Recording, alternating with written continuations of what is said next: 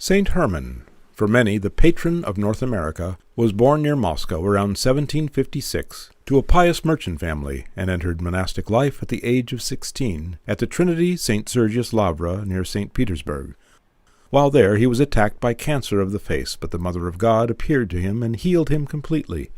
He was tonsured a monk in 1783 with the name of Herman, and was received into Valam Monastery on Lake Ladoga.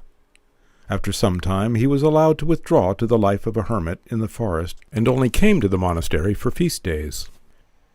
In 1793, in response to a request by the Russian-American Commercial Company for missionaries to Alaska, Valam Monastery was told to select a company of its best monks to travel to America.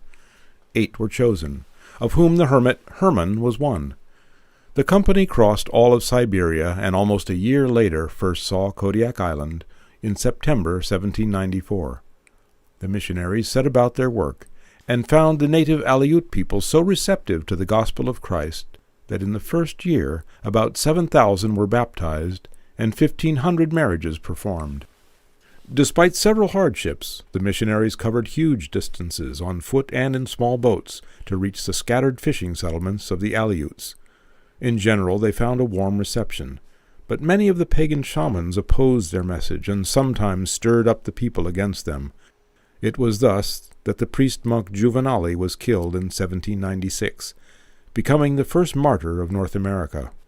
Despite such opposition, the missionaries' major difficulty was with the Russian traders and settlers, who were in the habit of exploiting the Aleuts as they wished, and who had oppressed and disgusted the native people with their immoral behavior. When the missionaries came to the defense of the natives, they were repaid with the opposition of the Russian-American Company, whose leadership put countless obstacles in the path of their work. In time, several of the company died at sea, and several more abandoned the mission in discouragement, leaving the monk Herman alone. He settled on Spruce Island near Kodiak, and once again took up the hermit's life, dwelling in a small cabin in the forest. He spent his days in prayer and mission work, and denied himself every fleshly comfort. He fasted often, and lived on a diet of blackberries, mushrooms, and vegetables. Despite these privations, he founded an orphanage and a school for the natives of the island, cared for the sick and epidemics, and built a chapel where he conducted divine services attended by many.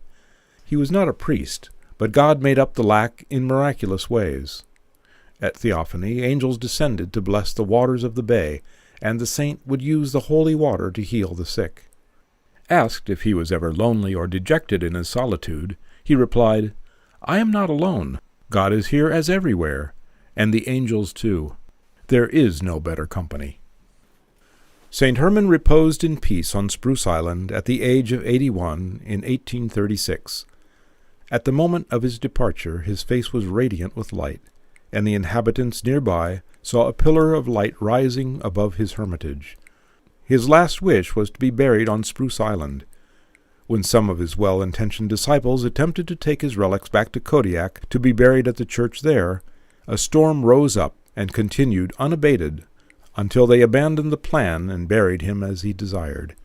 He was officially glorified in 1970, the first canonized American saint.